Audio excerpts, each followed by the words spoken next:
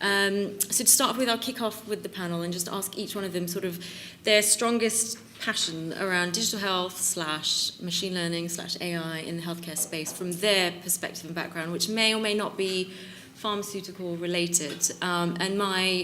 Just to kind of back that up, the reason I kind of brought quite a mix of panelists across is because I think there's a lot of cross-learning that the pharmaceutical industry can have from other areas that are probably a few steps ahead or just working in different areas.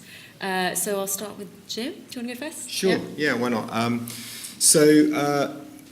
thought I'd try and clarify, the directions in which I come at this, because it's a really interesting, exciting space. But I think it's also quite nebulous, and I think it helps to kind of triangulate, yourself a bit. So, my day job is CEO of Hospify, and we're a sort of messaging and data platform for health. So my main concern is the handling of health data responsibly and in a compliant manner, and doing it better than is being done currently, but also doing that in a way that is very, very accessible. So trying to keep compliance high while opening up, a messaging platform and data platform to not just to doctors and nurses, but also to patients, so that they can actually communicate in either text or data in a compliant way. So that's the sort of day job. And then I've long had an interest in AI and machine learning back from when, this technology in theoretical terms has been around for a long time. I mean, Frank Rosenblatt, invented the kind of neural net, or the perceptron, which is the basis of neural net in 1954. I studied it as a postgrad, studying philosophy in 1992. Then I got distracted by the actual internet, which arrived, about that time, and the World Wide Web. And now, we have the kind of computer oomph to make those perceptrons useful. Last year I spent quite a lot of time working up a way to look at building a compliant chatbot that would handle speech recognition in the phone for doctors who wanted to look at better medication data. So I sort of have some hands-on experience with that. So those are my two angles really: handling data, but also looking at the way to apply data and to use machine learning in a relevant and very accessible format for clinicians. Lindsay?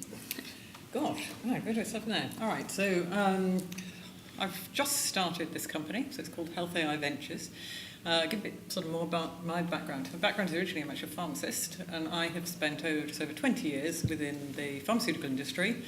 And my specialisation there was actually marketing strategy. So I have done global marketing, I've done strategic planning, I've done market development, I've done business development. And my passion is obviously, as you do throughout work, is when you're looking at data, because you're doing it from the point of view of an organisation, you're doing a lot of analytics with market analytics, is actually identifying the most cost-effective way to achieve a solution. So in this case, my passion is about health outcomes. Right? So what's the most cost-effective way of achieving health outcomes? And within the business development function, I actually got to a point where the pharmaceutical industry was actually they say the R&D productivity was actually coming to a critical moment where it had declined so much that it was almost a better investment to leave the money in the bank than it was to invest in the R&D of a new pharmaceutical, which then poses some sort of existential questions from the pharmaceutical industry. And I was sort of mid-career, and was observing some very interesting work that was going on in digital health. And the use of AI, machine learning, was just starting to resolve some of the, let's say, the data analytics questions that we couldn't currently do with our typical sort of SaaS-type applications and our current databases, which were clunky and would block, okay?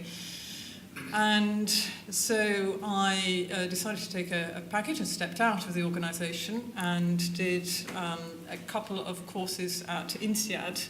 One on actually how the pharmaceutical company organisation could innovate itself. So if you imagine the pharmaceutical industry going through its own Kodak moment, right? So how could the pharmaceutical industry evolve not just from pure pharma, but a data-enriched pharma, going somewhere towards a data-driven healthcare solution or therapeutics provider?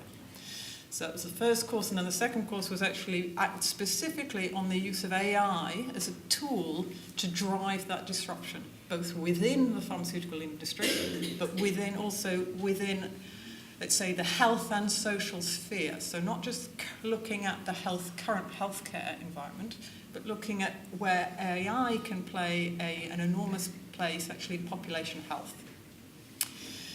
And so then obviously I started the company, and the company is the first passion is really, and the objective is actually to accelerate the development of the work of the amazing startups and the London ecosystem. If anyone has had a chance to sort of reach out and connect to, there are some amazing centres of excellence that have just really picked up within the last few years.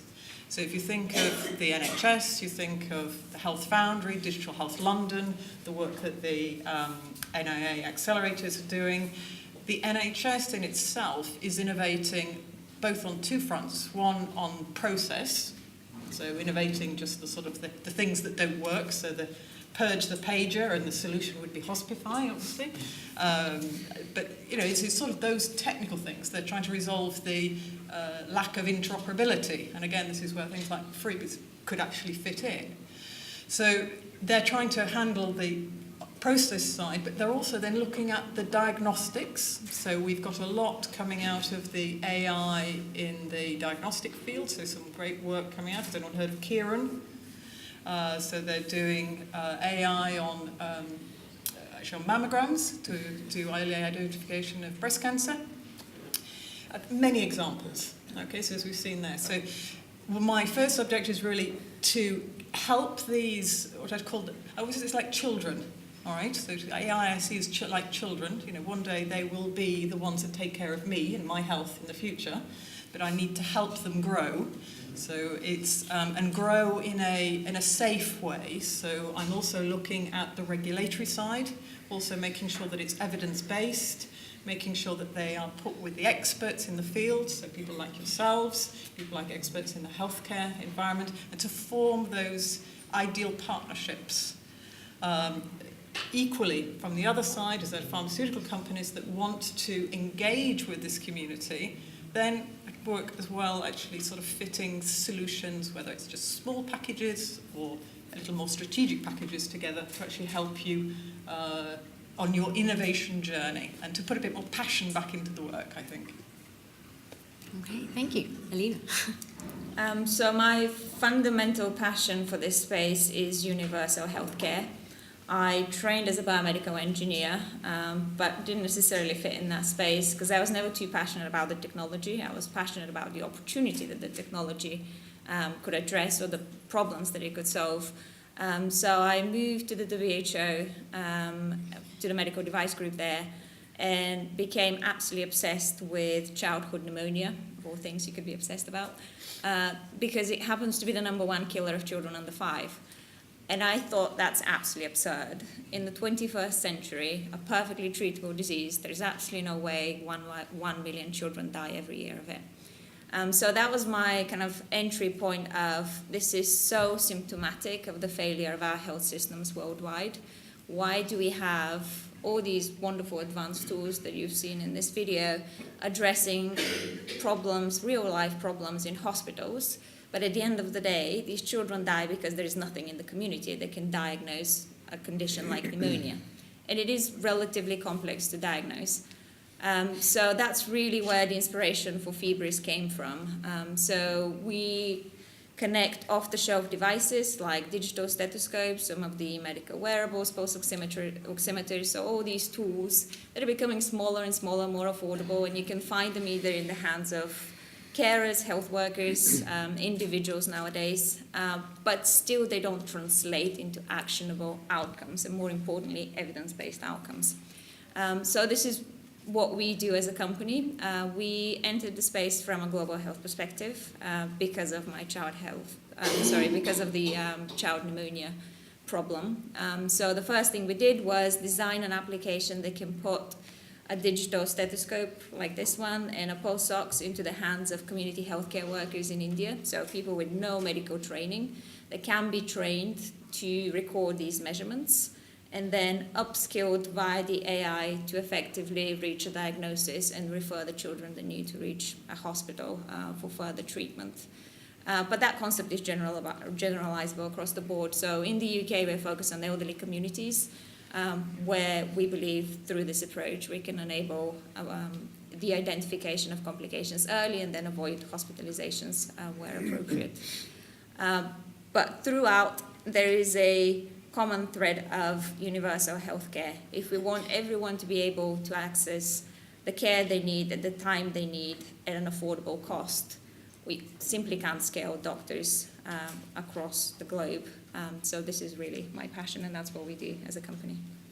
Okay, thank you. There some really good comments there. Actually, as a follow-on, a segue from all three of you, one of the questions I've got is around who do you think, after seeing the video and hearing what you all have to say, who do you think would be the early adopters in AI to actually get it from where you guys have created stuff and from what you've seen, Lindsay, into real world? And once it has been adopted, how will the regulators respond to that? How is, as we know, we've got EMA, NICE here in the UK. How, in your mind, have you given it some thought around the adoption and then getting regulatory support? Anyone? Yeah, go Lindsay. So if we start with one of the classic historical examples, I think, is Flatiron Health. Has everyone heard of Flatiron Health? Okay. All right. Okay. So Flatiron Health started out. So they were a couple of founders who came out of Google. Had, as many startups find, a sort of an emotional trauma situation. A family member was with cancer, and had difficulties actually getting all of the notes and the information from the disparate sources, as every sort of physician within the healthcare system does. And so they decided that they were going to create their own platform. So they created Flatiron Health, which was obviously, it was an electronic health record system, but it was tailored specifically for oncology. And the first investors in this were, let's say, the largest investor in digital health, which is Google Ventures. So be ready for who is going to be the global pharmaceutical leader in the next 10 years. It's not going to be any of the names we know, but probably a Google venture. They invested them, they backed them. Flatiron started working with very different companies, and they just got bought out by Roche for 1.9 billion. And I think more importantly, what it represents is I'd say the convergence of healthcare, startups, and life sciences. All right, so those are three big players already there. And now they've just added a fourth player, because Flatiron is now also working with the FDA. So they are working with the FDA, so actually on this real-world evidence piece.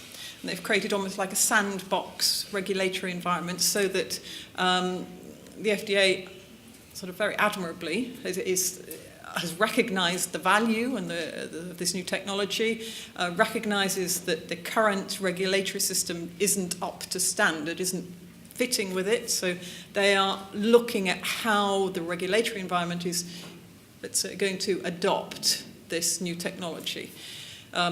There's another startup that's also working quite a lot in that place. I don't know if anyone's ever heard of Evidation Health.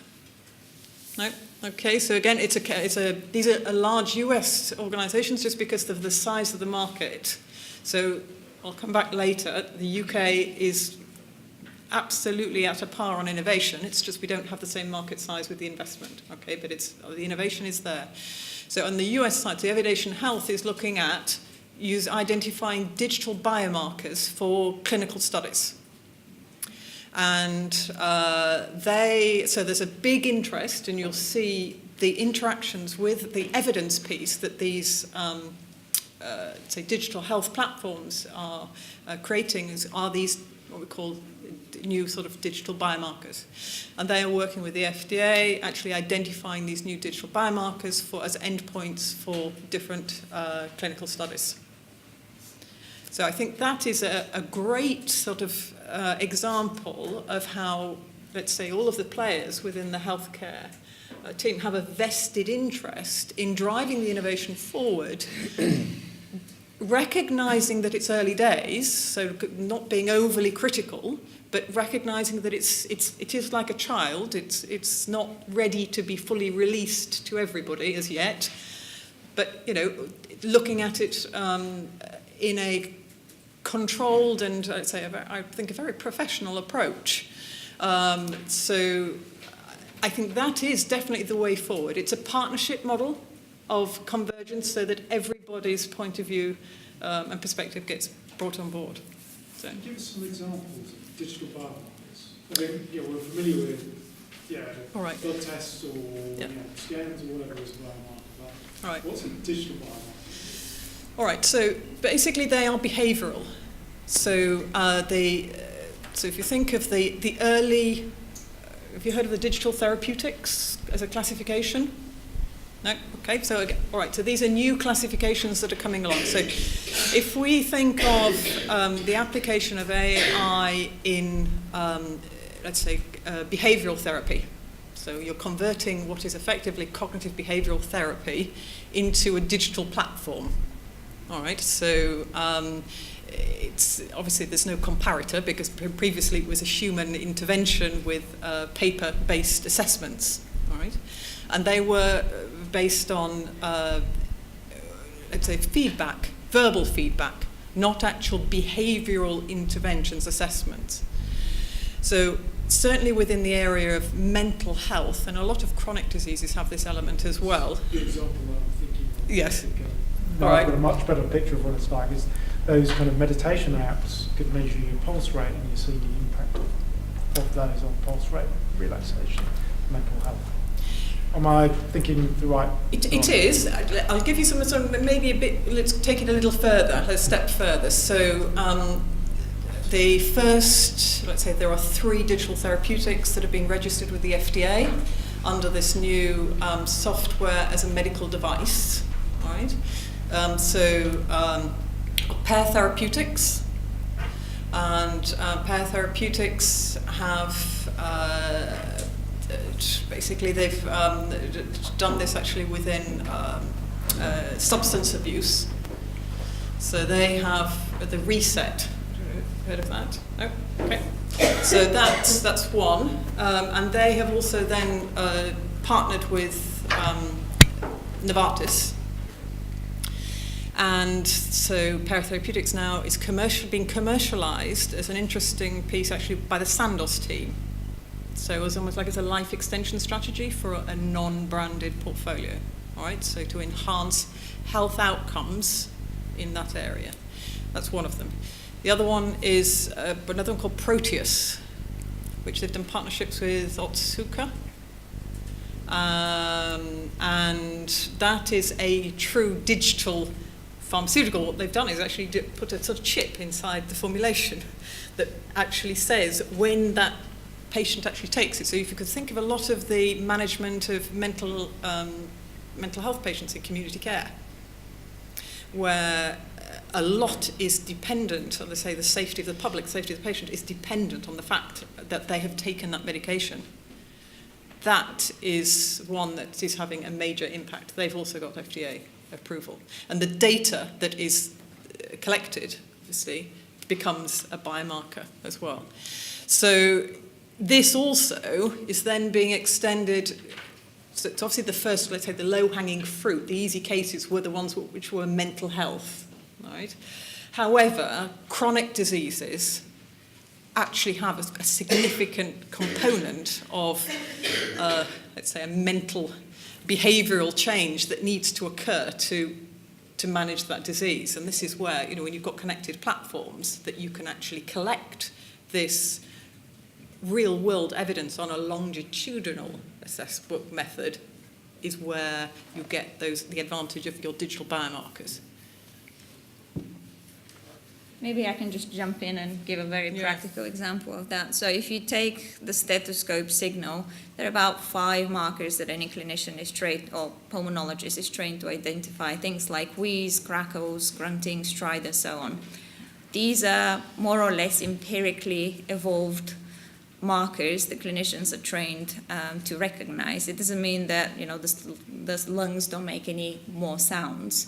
So one of the things we've been doing is, if you have a pneumonia patient diagnosed with a chest X-ray consolidation in their lungs, are there other markers, acoustic markers in that signal that are indicative directly of that diagnosis? And you can scale and kind of extend this to different sensors and then look at the combination across sensors. Let's say an acoustic marker in the stethoscope coupled with low oxygen saturation, and so on and so on. So it's the kind of the aggregation of that big data into patterns that are either indicative of behavior, if we're talking about mental health, or stratification of different, let's say, respiratory diseases, let's say asthma.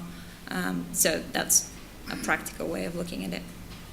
I mean, to what extent are these techniques, for these examples, is the value from accuracy or speed? Because obviously, the computer system can process massive amounts of information. Is it really on the speed and productivity side that most of the benefit arises, or is it on the accuracy of it? A bit of both. I mean, the speed, we obviously can't outspeed machines nowadays, especially with the computer power we have at hand. The speed is kind of a given with machines. But even with accuracy, particularly when it comes to reproducibility, so I'll stick with the example just because it's a conversation point. We had 7 clinicians annotate our lung recordings, and we had 40% agreement between them.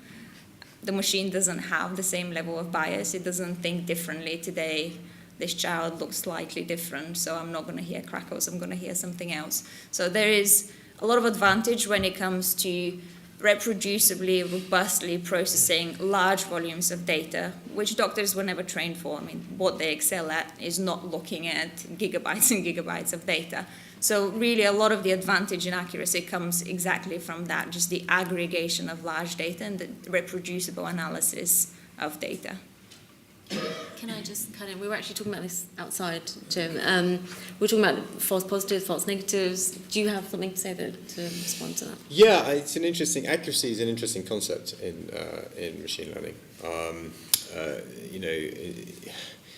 Machine learning is basically aggregated statistics, right? And as you said, it's basically pattern recognition. That's what we're doing here. And there are, statistical techniques, precision, recall. Accuracy is a type of technique used to analyze the data and the way these things graph out. I think that the 2 things to say about that, to put it in the context of the discipline. One is that looking at data in this way, at this kind of scale, allows you to discern signal from the noise that humans have just not perceived before. Right, so looking at information in the acoustic signal from these kind of stethoscopes that simply a human wouldn't see, it doesn't fit into the 5 categories in which the doctor has been trained, and maybe even beyond the ability of the human ear to perceive, right? And then combining that with diagnostic information from other sensors, again, in a way that we've not been able to look at before, simply because we've not been able to analyze conceptually that kind of data. Machine learning's incredible skill in this area is like, as Demis established from DeepMind put it, it's like having a telescope to peer deeper into data. We can find patterns that we didn't know existed. And so accuracy in those terms is a broader concept than just thinking about, we're being accurate to the categories that we've always looked, and we want a tool to do a better hammer to hit this nail, right? It's actually what we're getting is a whole new range of nails and a whole new range of hammers to some extent. The other thing, that's a sort of plus. The kind of negative, though, is that if we don't present these tools with the right data sets, if our data sets are partial, or if they're limited to particular cohorts, the nails and the hammers that we get out can actually be really, really misleading. They may drive deeper than we have ever done previously, but they may also be ridiculously partial. and actually be worse than the doctor's diagnosis. Because one of the things a doctor has with experience is the ability to generalize. And the doctor picks up a lot from the patient, from the holistic condition of the patient, from the interaction with the patient, that actually the machines don't, right? And the face-to-face consultation, and this is where doctors go, well, the experience counts. Actually, experience does count, because the doctors, to carry on with my metaphor of the hammer and the nail, the doctor knows where, it knows exactly, where in the wall to put that nail, and the machine often doesn't, because the doctor is taking a more general view, and the doctor may be picking up all sorts of unconscious cues. So when we train machines, it's very important to train them in data that's very carefully parsed. So I sit on this interesting steering group, the Academic Health Science Network, AI steering group, which is looking at AI solutions around the country, trying to create a map and track what's coming in. And we had a really interesting session recently where Dr. Nicholas Strickland, who's quite a well-known radiologist, was getting involved, and she was very interesting around a way in which a lot of the AI that's coming into radiology, is incredibly powerful, but a lot of the data sets are incredibly partial, and there's a lot of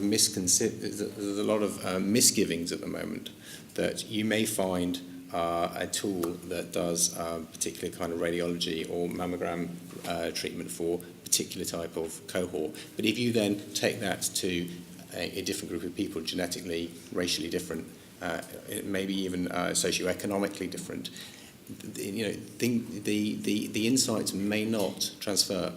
And this is something we have to be really, really careful about with machine learning, and it's something where when you think about accuracy, this kind of repercussion and this kind of extension is really part and parcel to the answer to that question. Okay. Any questions from the audience? No, there's one. Just to add on to what you just said, Jim, Nicholas Strickland, who's the president of the Royal College of Radiologists at that meeting, she was also concerned about the Wild West out there of people overlaying their algorithms onto imaging machines, MRI, etc., and CT scanners and so on, and PET scanners, which is not validated. And so the regulatory landscape is way behind the technology at the moment as well. Yeah, I think it's a real issue. How do you regulate this space? The technology is outstripping our ability to regulate it at the moment, and this is something that's really important. And it goes right back to your original question, which is what are the easy gains first? And so I think that it's important to think, when you think about, well, where is this technology going to gain purchase? To think about the easy wins, to think about, well, what can we roll out where the impact of it going wrong is less, and even a poor impact is kind of better than we've got already. And so one of the things I think about quite a bit, and actually something that came up earlier on, and it was mentioned by these guys, but also mentioned by Apparito, is that thing about drug adherence. So part of my triangulation earlier that I didn't mention was that we're partially funded by an accelerator by MSD. So I've worked a little bit with Bina, and we've spent a lot of time talking to MSD about their problems. And the problems of running these trials, that was mentioned by the speakers before lunch, at scale, problem of finding patients, keeping them on a cohort, tracking their drug adherence, their medication. I mean, these are tools that could really be improved by AI. And really be monitored at scale and gather data at scale within already what is a framework that exists, but is being dealt with a lot of the time still by paper, or apps are beginning to come through. So there are quite easy wins there to build some sort of foundation of handling data, and there are also quite easy wins around low impact triage within clinics, triage within hospitals. So triage rather, so that you're not solving the problem for a patient, you're routing them through the system more efficiently, and a human's already there to catch that routing that's wrong and reroute them. But it means that you can deal with things with a prescribing nurse, for example, rather than a doctor, because it doesn't need to go to the doctor.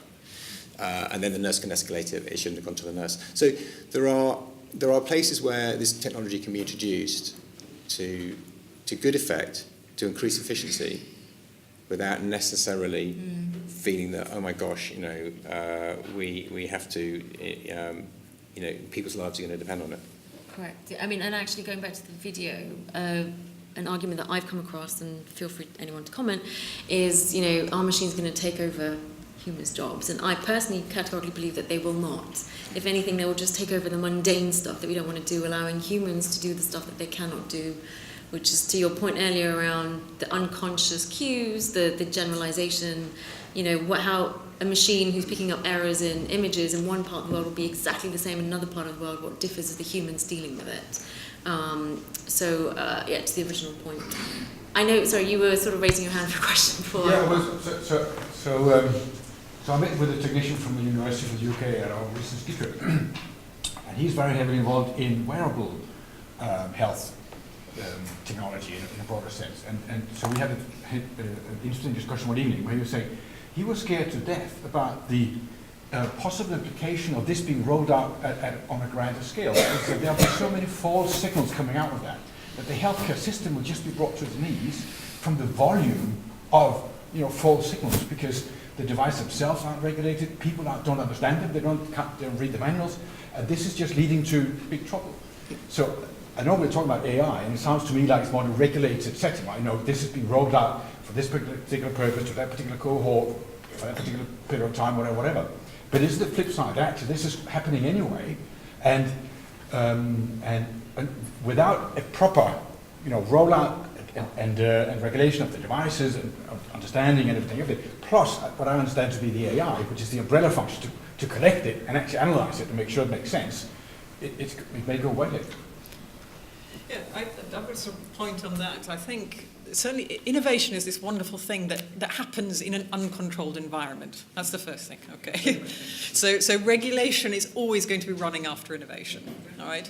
And obviously I think it's the experience and the insight and the wisdom that I think the pharmaceutical industry has of developing therapeutics within a safe setting, diagnostics and therapeutics within a safe setting, that actually has quite an important role to partner, let's say, be a proactive and positive partner with this innovation, almost like a father figure, all right? So if you think of AI as a child, it's there, it's got all this energy, it's doing everything, and it's, in 10 years' time it's going to be able to beat you at absolutely everything. But it's dependent on your input, it's dependent on your wisdom and your guidance to be able for it to grow in the most effective way. And I think this is why your input is so important in this. So if you just think of sort of the market, how is it divided at the moment? We currently have an enormous amount of apps, unregulated apps in the consumer space. So when you see on the Apple Store, you can basically can practically get anything for everything, okay? So what we're trying to do is we're not trying to hold back on that. It's just what we're trying to do is to move it up a level. So move it up into this evidence-based space and with some form of regulation catching up as we can, bearing in mind one fundamental aspect, that it's software and not a physical device which never changes. So typically you get a regulatory approval for something once because it's just one product and that's it, and you spend 2 billion just to get that one approval. Well, it's unfeasible that we are going to be expecting that kind of investment required for a digital technology.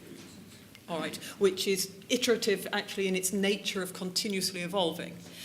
So the regulatory bodies are aware of this, and this is why the FDA's, obviously they've recognised this software as a medical device. So in Europe as also, it's taken on this, let's say, same classification.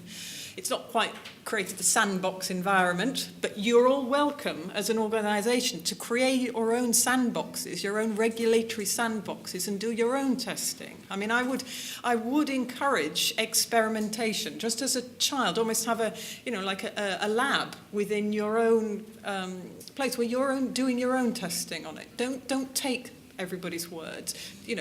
Test it, work with them, work with the startups. I started exchanging over coffee to start with, but I mean, it's as much, they learn as much from you as much as you learn from them. So do exchange on that. And I think if we do have this approach of a collaborative, experimental approach, a sandbox approach, I think the insight and expertise that you have can be put to very good use in growing these wonderful children. Alina. Yeah, if I can just add to this, I think there are two elements to this. One is the regulators are maturing, and completely agree with you. It's only natural they're going to be running behind. But the regulation is maturing to a standard where software is regulated as a medical device, which is the ideal case scenario. Yeah. But there is also an extra element, which is the consumer, be it a clinician or a patient, is more and more understanding that there is a big difference between an app you can download on your phone, which is at best a wellness device, if anything, and an actual medical device. And I think, if you have to go to the doctor in vain 3 times because that device is giving you false positives, eventually those sort of products are just going to get pushed out of the market. Completely agree with you in terms of the safety, but there is also just a natural regulation, hopefully, that comes from the free market. But the regulators need to be there because that's not sufficient. But we've definitely seen that with, clinicians, especially, having that expectation. Is the software a CE-certified medical device, not a wellness app that has some speculation of what might be wrong with that patient? Yeah, I agree. I do regular battles with the NICE guidelines, and and the new ones which just come through, literally they were updated a couple of weeks ago, and they're actually really good on this. There's a lot of clarity coming through. There's a lot of there's a lot of really good work that's been done, which is actually really helping companies like mine with simplifying and lowering the requirements on things that have much impact, but also being much more specific on the requirements about things that do have impact, and not just sort of specifying the nature of the proof and the nature of the evaluation, but also the nature of the data that's being fed into them, how that data needs to be held, how it needs to be approved, how it needs to be made transparent so that it can be used to replicate the situation. So, this stuff is very new. These guys are literally updated this month, so, but they are a real breath of fresh air. And as someone kind of who uses them as a touchstone, I think that they're very helpful. The wider point, I think that the situation that you talk about, and we were actually again just before over lunch we were just discussing an example I read about literally in the paper yesterday about problems with some of the monitoring that is given FDA approval of the new Apple Watch. Is maybe what you're referring to. These sort of false, not false positives. They are positives, but they're unimpactful positives around atrial fibrillation in the ECG, which is maybe leading people who have no problem with this to go to the doctor. And because the trouble is that all the data has been taken from a cohort of people who wear Apple Watches who are actually not representative of the people who have problems from that condition. Really interesting. And I think that situation is, and this was FDA approved, right? So it's not like there was no regulation here, but it's, of course, it's creating this knock-on effect. But I think that situation is really a bit comparable to what happened when the World Wide Web was invented and when Google allowed people to start sort of searching for their own conditions, and doctors started putting on your Google search is not equivalent to my medical degree on signs on their walls, so that people stopped driving them insane. But the fact is that what's going on is that the world is becoming more, educated might be the wrong word, but more informed. And people, we're in a revolution, where an information revolution is going on for my lifetime and will go on for at least another couple of lifetimes. People are just getting more access to data, and people are curious and they want to know, and they will only have ever a partial view of anything. The doctor will tend to have a broader view. But this is, I just think that we're going through that cycle where people are accessing data. That this part of the cycle is they're accessing sensor data now, not just stuff they're reading on the internet about their conditions. And I think it's just something we've got to cope with, really, and sort of evolve around and incorporate. There's just a point on that I'd just like to add. So this is just a reflection. We also have, within the pharmaceutical industry, a very regulated communications industry part. So the responsibility of the pharmaceutical industry to correctly represent the data to the most appropriate public is highly regulated. Currently what we have with Apple is is an FDA-regulated device, and it's been put in the hands of a consumer organisation. Again, we're in this, innovation accelerates and does what it wants. I think we may find it swinging back so that the actual communication, it needs to be a responsible communication also with the public about the medical devices approved by these bodies. So whether or not that's going to swing back in favour of the medical device and pharmaceutical industry, I don't know, you could have a play, sort of a lobby piece on that one. It's up to you. I'll go, I know you've been waiting patiently. You all come from very different backgrounds, and I'm curious, as my current role requires me to think about people having flexible learning, because we all change our roles. Now you're all working in what I describe as a very rapidly changing industry. How would you advise our members to actually develop the skills necessary? The genomics, the data processing, the understanding of some of what I describe as the algorithms behind the AI, because without that understanding, you make mistakes. So what would you advise our membership to do in order to gather the understanding of these new processes? What are the routes that they can take? Because this is actually a very important question, and it was raised very strikingly by Eric Topol at his final results or report session. So please guide us. I'll let actually go one by one to Alina. I would give the same advice we receive as a startup and follow very diligently, work in partnership. It's virtually impossible to address the complex healthcare challenges that we face today on our own. Equally impossible for us to cover all the skill sets required to integrate innovation.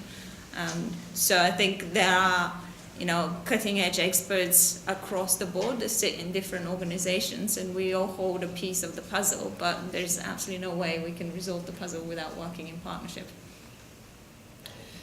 Okay, I would propose it on 3 levels.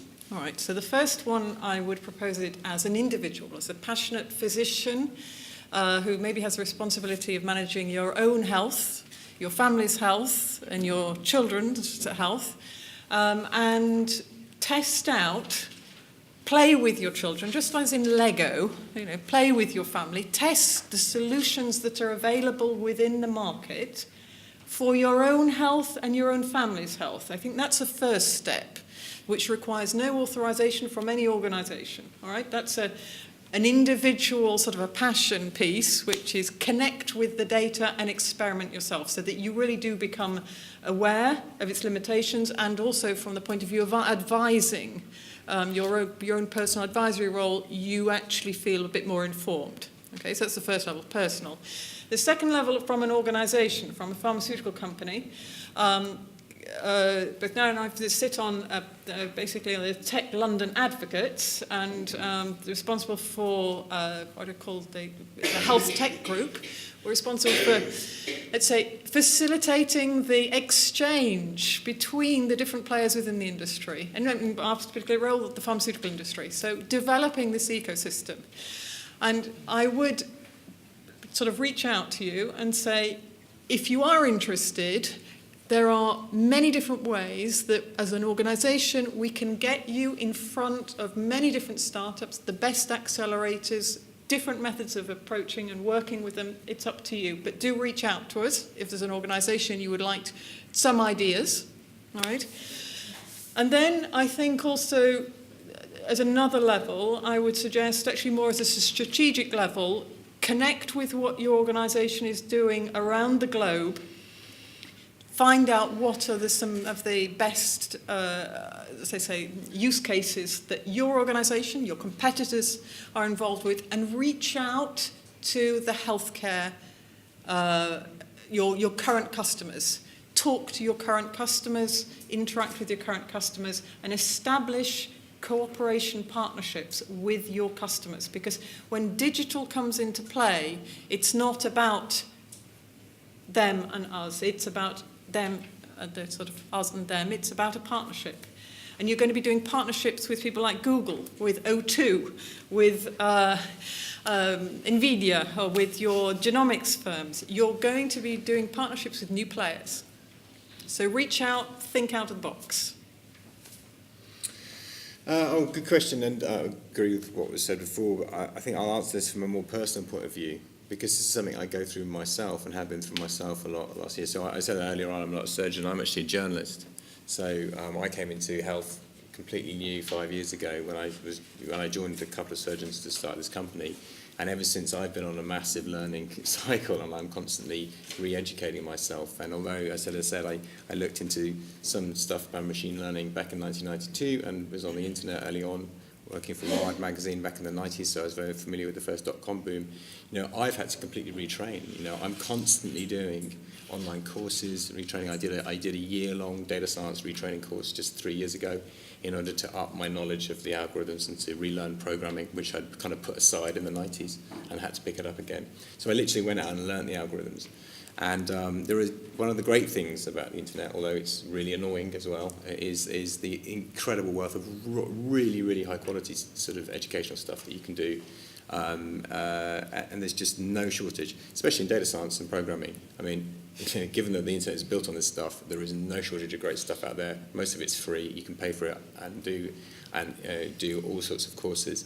So one of the really exciting things about machine learning, I think, is that actually what's going on in the world right now is a new layer of software. So actually, you know, what machine learning is just adding a new software layer to the layers that we had of kind of databases and then the kind of internet, and now we're getting a kind of software 3.0, which is machine learning. This software layer is actually simultaneously more powerful and much simpler to use than the last layer. So when Google launched the kind of online speech recognition tool that turned eventually into Google Assistant, it had 500,000 lines of code. Right, when they brought in neural nets, Jeff Dean restructured it at Google HQ, and they brought in neural nets, it was reduced to 500 lines of code. Right, because so much of the heuristics that had to be coded in sort of longitudinally, as it were, through the code, so many of the edge cases that had to be coded in, were reduced to statistical methods, which were built into the neural nets, which anybody in this room could understand, because you all, no doubt, have got science degrees. And the stuff that the level of statistics, if you understand differentiation, right, you will be able to understand machine learning. The statistics is A-level, right? The maths of machine learning is A-level, maybe undergraduate at most. It is not hard. I'm not. I don't have A-level maths, and I can understand it. So, you know, this is really interesting. There's a real opportunity here, because actually software is being transformed. It's being transformed by these tools which are now commodified, quite relatively simple to understand and to deploy. And even if you don't do the deployment personally, it's quite easy to understand how they are done theoretically and get people to do them for you. So I'd say, don't assume that this is complicated, right? It's actually, in many ways, quite simple. How do you overcome the fear? And I think you've had some questions of the fear. Is part of this commitment that you've devoted your life to learning about something very different than you started out. Yeah. So how do you get people over the fear of committing the same sort of amount of time? Well, I think that the way I do it personally is I start with something that I know and I find the way in that I'm comfortable with and I expand on that. So learning a completely new discipline is really, really hard. But you know, if you know about data collection, if you know about an aspect, and then you, as Lindsay says, you partner with some people and you get involved in a project and you build on that with some knowledge that's pertinent, and you build on knowledge that you have come across in the past. Like for me, I had some statistics background, so I came in through statistics. We have a term which is called capabilities. Yeah. And demonstration of them. How do you do that in yourself? Trial and error. Can I jump in? I know as a chair I'm not supposed to say very much, but I've walked perhaps the journey that you're referring to. I started out as a GP, went into the pharmaceutical industry, did the Dipharm Med, then went off and decided to do an MBA for whatever reason. And the last 6 months to a year, I've explored this entire space, and I've been catapulted into positions like where I'm sat right now. I'm also, I'll give you a practical example, I think, of perhaps what may help the BrAPP membership.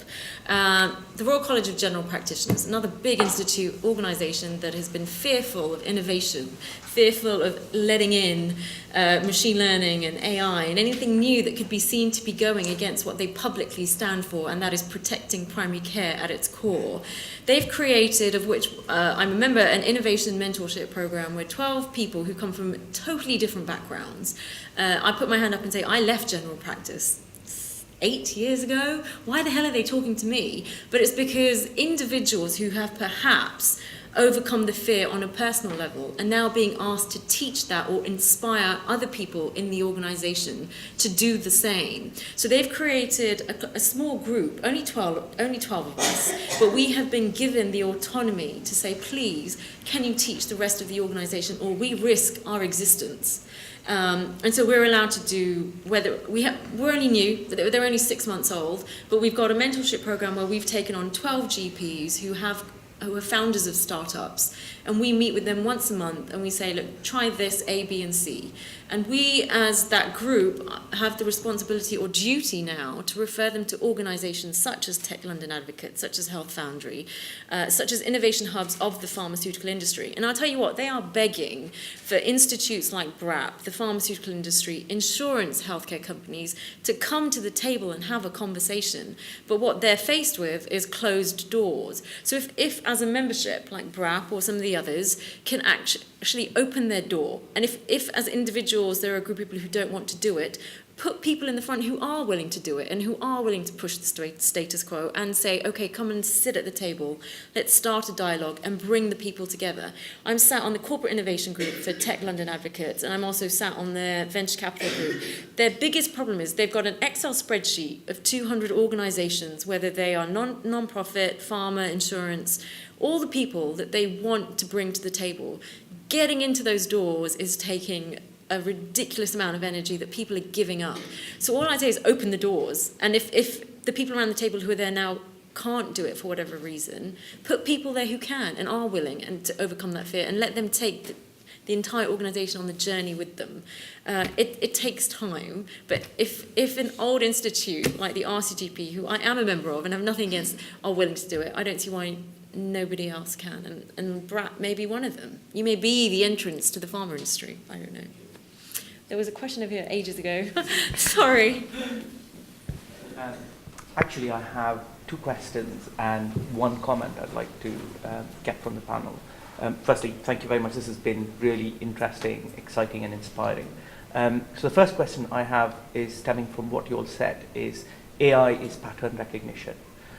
How do you sort of justify and quantify and qualify what patterns you put into your algorithm generating systems? Who validates that? Because obviously what you are putting in, that's what is going to inform the future. So what are your validating methods? Because even though you try and use machine learning to do something, you still need to clinically validate it. So that, for me, that is a completely different space. So I just wanted to ask you about that. The second thing I want to ask you about is patenting. Now, doing DipPharmMed as well, I remember that you can't patent an algorithm. So how do you guys make money out of it? In a very crass way, how do you make it profitable? Because it can't just be a stethoscope. Because I feel that someone else can come up with another stethoscope with their own algorithm. And again, how do you keep validating these algorithms? Because by definition, AI is something that evolves continuously. So how do you keep on top of that? That's my second question. And the final thing that I want the panel to comment on is I see the future of basically the pharmaceutical industry is going to be completely driven by a lot of this. So how do you see partnering with, what's stopping traditional pharma companies from sort of evolving like the Googles or the Amazons, or being swallowed up by the Googles and the Amazons? Because we've seen how Amazon has changed the way we shop and the way we buy things from a high street experience to a completely digital experience. And I think they do have the know-how, and again, if they have the AI knowledge, then the only thing that is lacking for them is the is the sort of regulatory area. They lack only that. So what's stopping them from actually coming in and taking over this entire space, and we will be left sort of high and dry to a certain extent? I'm talking about traditional pharma. Or is there a place where we can combine ourselves? So that is a long set of questions. Yeah. But Should we start with the first question around data? Yeah. So I think the first question was around data entry and validating endpoints. So data scientists.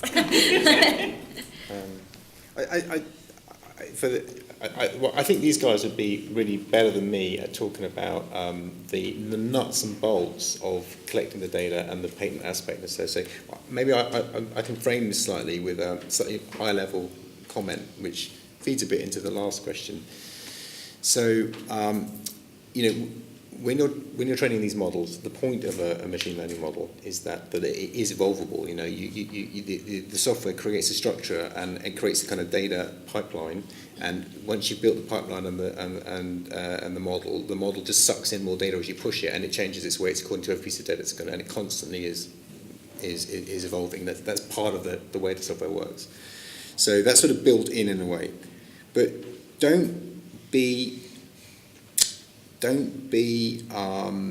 blindsided by the hype around this technology.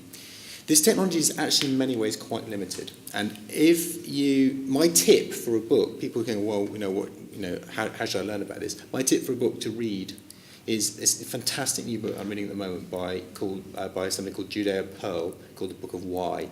Now, Pearl is the guy who invented the Bayesian network. Okay, he's been in machine learning for 40 years, and he's brought out a quite accessible version of a book he wrote 13 years ago about causality in machine learning, right? And he classifies intelligence into 3 levels.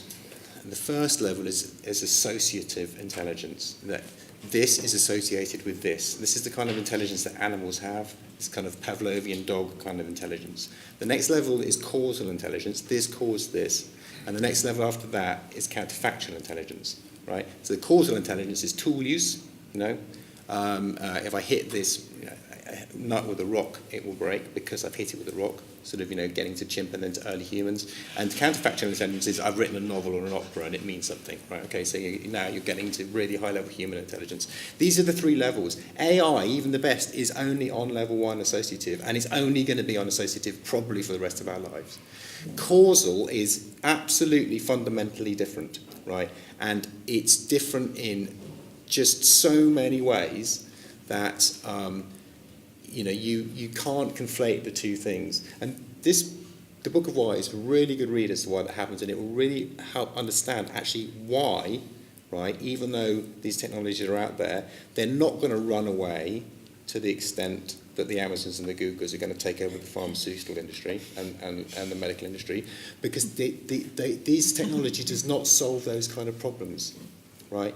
We're only ever going to get augmented intelligence out of it that augments the jobs that you do. We're never going to get artificial, at least not for decades, going to get artificial intelligence that actually does the job of the doctor. It's just not going to happen because these technologies do not have causal intelligence, right? They just don't have it. It's not structurally built into them. We've got a long way to go before we can get that, and we're just beginning to get an inkling of how we might do it, right? It's a really good book to read because I think it will also help set just how early we are on the path of this, and how far we have to go before we would really see anything like real intelligence being instantiated in the machines. They're just associating, and they're very good at associating, but they're very limited. So that's my recommendation, and that's sort of, I remember that we're on level 1 and we're still at the bottom of level 1. All right, okay, so I'm going to take a different approach, but still going on that, let's say the evidence piece. How do we work on the evidence? So a lot of the concern is around this aspect of, let's say, the black box. Do they come up with these solutions that you have no understanding as to, why it's, let's say, the causality, right? So how do you do it? So they... obviously, that was something that was sort of quite early on. A lot of people began exploring ideas of actually creating, let's say, almost a glass box, a parallel glass box, which could then, from which you can actually learn. So if you can think of the black box is actually I say, look at this child, that child that asks the embarrassing questions that you don't have the answer for, right? That you say, now, why did it come out with that solution? You know, I always thought the correlation of disease was that. Why did it come out with that? And so I think the first thing that it does is actually goes back to that sort of putting a mirror. You know, what was the bias that I had that made it come out with that off decision? So the bias is one element that you're going to be looking at. Because you need to make sure that it's unbiased. The ability to explain what is the predictive capability of AI is fundamental to establish trust, right? And without trust, this technology would ever be adopted, right? So if you think of the whole relationship about, you know, physician-patient relationship in medicine, it's based on trust. So that is a fundamental area that they're working on. Again, we're not there yet. This is the early techniques that they're establishing. But what is interesting, as I think at the moment, is more the sort of the embarrassing questions that it's raising as to, you know, our own personal biases. It's putting a mirror back at the data we have collected and what we have decided in the past. I think that's one thing. I have a different point about the Google sort of Amazon piece. And when you think of, I'm looking at this from the point of view of, let's say, if we look at history and how disruptions happened, this week was the 30th anniversary of the birth of the internet. Okay? 1989, right? In 1984, I started doing a computer programming O-level, right, before the internet. So A, that says how old I am, but B, it actually says another thing. It says something that's very positive, I think, about the UK and the UK education system, is that somebody had the foresight to put computer programming in a girls' educational school, right, which is, having lived around the world, is not, you know, a small feat. That's actually something which is very positive. So we need to, we talk about how can we do this. This needs to go back into that children's education system. All right, so that's the other point. The reason why I think that it does have the power to disrupt is only 30 years ago was the internet actually invented, and it was invented as to try and overcome an interoperability problem. So the same sort of solution that we're now finding in our digital health solutions. This is what the internet was trying to do. And look at the business and the global changes that's made. Google obviously grew out of that. Okay? And they are one of the largest organizations in the world. And that's within 30 years. So don't underestimate the possibility. And why have I said this about the Kodak moment? Kodak also offers a very important lesson for us all in the pharmaceutical industry. All right, so a whole industry was based on one technique, and a whole supply chain was based on one technique. And literally, with the development of the ability to take photos on a phone, was the whole industry eliminated. So never underestimate our, let's say, rights or our place within this health ecosystem. We need to be actively innovating and taking a proactive role in this discussion and development of these new tools, otherwise we will be out of the game, right? So Amazon is clearly, they have the best competitive strength to be able to resolve, or let's say, the whole of the supply chain side. So we will see the elimination of Boots, Walgreens, we will see the elimination of my profession, the pharmaceutical profession, and it will be all done on an app and delivered by Amazon. Okay, so that's one side of it. It will also resolve, and I also think there's some very positives of this. One of the beautiful things about data, it is embarrassingly transparent. And that actually resolves a lot of the, let's say, conflicts of interest and power plays that have happened within the healthcare and the life science industry. So going back, another lesson, if we also think of the record industry and Spotify. And if you think of the whole of the value of the whole of the record industry was at an all-time high, and then somebody actually transferred all the value to the patients, to the customers, and we now ended up with Spotify.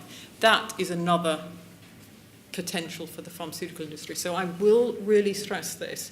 Never underestimate the power of technology. Just make sure that you are there, the first ones, with your own expertise, to be teaching those children of the future.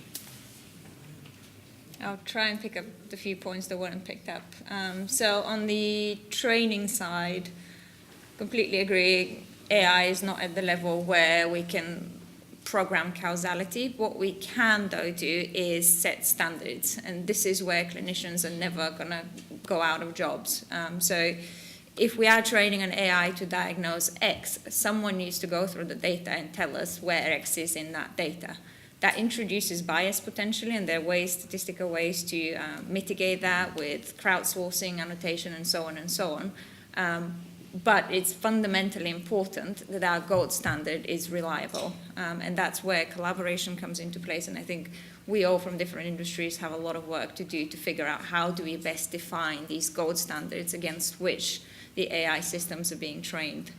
On the patentability front, very interesting question that all investors ask at the moment. I think there's a lot of evolution on that front.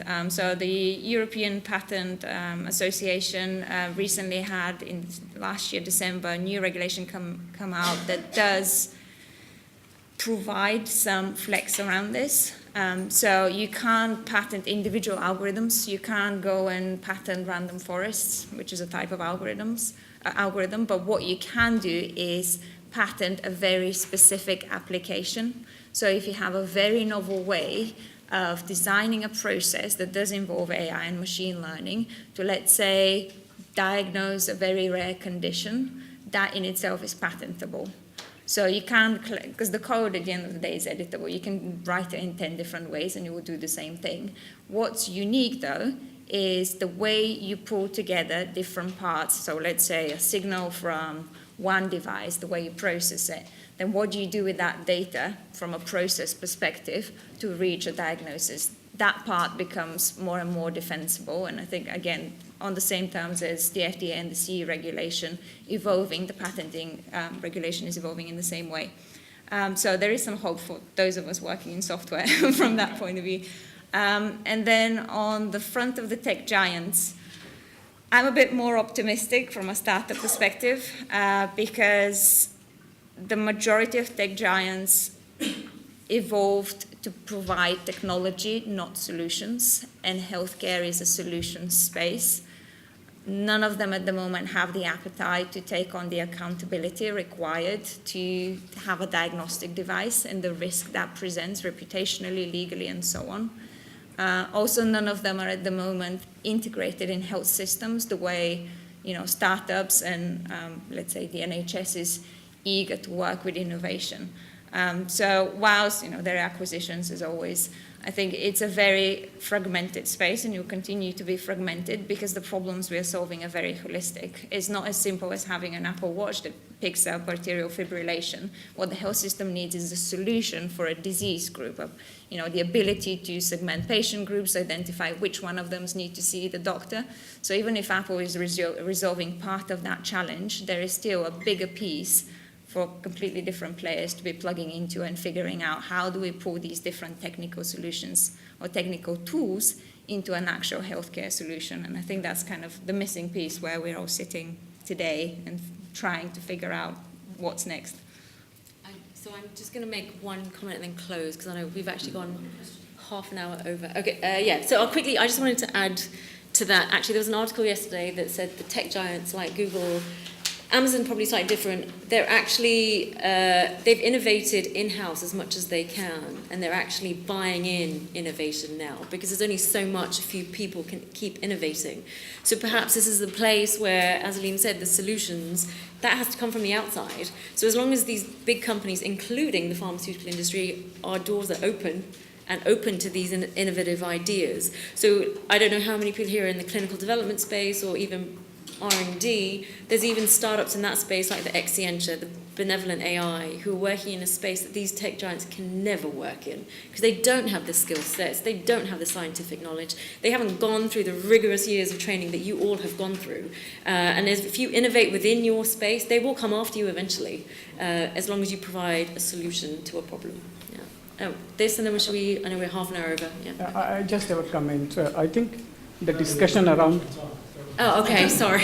Okay. I think the discussion around validity, accuracy, sometimes I think is counterproductive because these concepts are basically, linked to, if you like, false positive, false negative, sensitivity, specificity, and they are inherently linked to comparing with a gold standard. And, I remember when the very powerful imaging technology came, we started seeing lesions which were not visible before. So, and then if you start saying this is false positive, that's not science, if that makes sense. So I think the digital healthcare industry shouldn't be defensive about, in my view, the validation, the accuracy. It is because it basically forces you to compare with gold standard. But what if you are better than the gold standard, if that makes sense? But what would certainly help, I think, is showing that the technology makes a difference. So I think the discussion needs to move on from validating against, some arbitrary gold standard to, say digital stethoscope is preventing mortality rather than, we did whatever other test that said pneumonia. This says pneumonia, so we are good. Am I making sense? So I think... Yeah, totally. I think the NICE guidelines, that's why I like them. So I think that they're following your lead on it, as it were. I think that they're pushing in that direction. So it should be, if you like, it should be solution-centered or a patient-centered or a society-centered rather than the, if you like, comparing a technology with another technology. Yeah. So that's what I would say, because I think a lot of time we end up spending a lot of time and energy defending on accuracy or validation. Yep. So that's it. No, I entirely agree. I think that if we all have a common goal of improving health outcomes, okay, so that in itself needs to be the ultimate goal. So independent of the technique that you use to achieve that, we need to be measuring about the sort of benchmark needs to be improved health outcomes. If you're looking at it from the NHS, it's at a lower cost, but probably within any healthcare system, there's a cost element as well, cost containment element of it. But I would like to also sort of just go back to a point as well, as Jim mentioned earlier. If you think of where the innovation happens, how you can actually improve it, you've got two axes. Basically, one is the process side. Okay, how can you make your process currently far more efficient, far more accurate, far more cost-effective?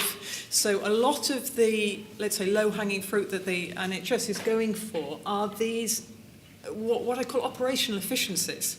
I mean, the fact that they're currently using a pager and they're not using something like Hospify is, you begin to question, sort of what's been invested in the NHS in the past. But this is the reality. So the efficiency piece is absolutely fundamental. So the efficiency, when you're looking at AI in healthcare, is absolutely essential. So a lot of the work that the AI tools are looked at as in claims data. They're looked at, they're being used in reallocation of resources, sort of creating beds for people where they're not beds, matching doctors to empty spaces, so all of those efficiency pieces. If you then take that into the pharmaceutical industry, you can also do that with yourselves. You can also say, what is the critical factor that's limiting the pharmaceutical industry? Okay, R&D productivity. Let's accelerate and automate the R&D pathway. So this is what Benevolent AI have done. This is what Accent have done. This is what Alkin, which is another one that's just managed to be financed by Google Ventures, has done. So there's a lot of innovation actually happening within the pharmaceutical process piece. Where the disruption is going to happen is when you're not just innovating on the process, but you're actually innovating on the product. So instead of it being a pharmaceutical that is improving health outcomes, you're now getting evidence from your app that demonstrates that it is far more effective to prescribe an app than your equivalent statin medication. That then is going to be driving some rather embarrassing questions, I think, in the market that we, as an industry, I think we can already begin to prepare for. So, first of all, enhance your pharmaceuticals with data. Sort of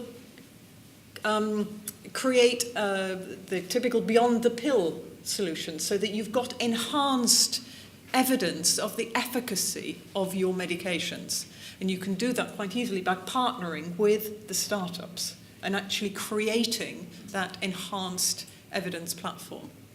Whether or not as an organisation, the organisation then takes the next step and becomes sort of a hybrid data science company, as Novartis and J&J have already done, is obviously up to the organisation. But it's I think the responsibility is definitely in our hands to do that. Okay, I will end it there. Thank you so much to our panellists, and thank you to all of you for participating.